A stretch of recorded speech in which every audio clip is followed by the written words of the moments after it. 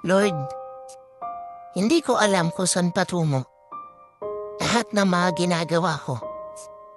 Hindi ko alam kung lahat ba ng desisyon ko ay tama. Hindi ko alam kung ano mangyayari sa mga susunod na araw. Pero isa lang ang alam ko.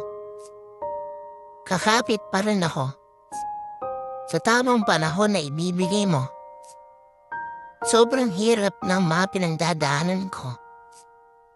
Pero aasa pa rin ako na maging maayos ang lahat. Hindi ko alam kung kanino ako lalapit sa mga panahon na parehong pagod ng isip at katawan ko.